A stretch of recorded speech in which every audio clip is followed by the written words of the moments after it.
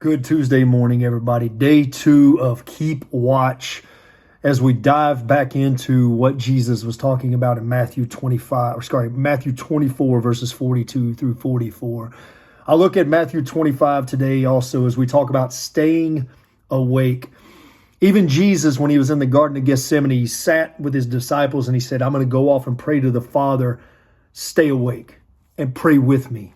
And yet we see the disciples fell asleep. Many times, where in our spiritual life have we fallen asleep? Have we been lazy? Have we been complacent? And look, it's funny that I'm on this topic this week and today because the past couple weeks I've felt like I've had a spiritual dryness about me. Life's busy. I get it, guys. But there's time we have to make for the Lord, whether it be 5 or 10 minutes in the morning, throughout the day as we're driving to work or at work, taking a walk.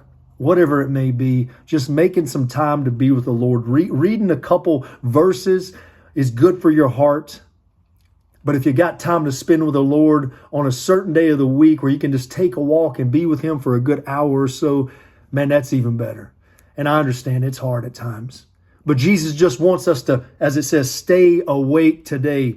And I'll go here, Matthew 24, Verse 42, therefore keep watch because you do not know on what day the Lord will come. And then he goes on and talks about the owner of the house. At what time of the night the thief was coming, that owner would have kept watch and would not let his house be broken into. I want to also think about this. I wrote this down. It says, this is a call to live with spiritual urgency, not being lazy, not becoming complacent. Keep spiritual life active and not falling to a state of slumber as the disciples did there in the Garden of Gethsemane. Matthew 25, the parable of the 10 virgins has always been interesting to me. It says, at the time the kingdom of heaven be like 10 virgins who took their lamps and went out to meet the bridegroom. 5 of them were foolish and 5 were wise. And we read on and we see that the 5 wise ones took oil for their lamp. The 5 foolish ones did not take oil for their lamp. And it come down as the bridegroom came, the ones with the oil were prepared. But the ones who weren't prepared had to go off and get oil. But when they came back, the door was shut and they knocked. And he replied, truly, truly, I tell you, I don't know you. Therefore, keep watch because you do not know the day or the hour. Guys, listen, I understand we have spiritual dry moments in our life, but I believe our heart and conviction in our heart in the Lord, the Holy Spirit starts to knock and go, hey, draw closer to me. Why is that, I think? I would say it's because Jesus longs to have fellowship with us. And he desires for us to sit at his feet and listen to his words, to read his words, to understand his heart, to know the true character of Christ.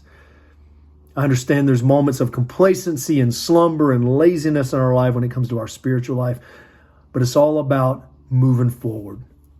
And I'm saying this today that has been my problem in the past. I'll become complacent. Life weighs me down. But today, let us start new. Let us stay awake. Let us search and seek after God and keep our spiritual lives active in pursuing Christ and sitting at his feet and understanding his heart. Guys, I love you, and I will see you tomorrow for day 3.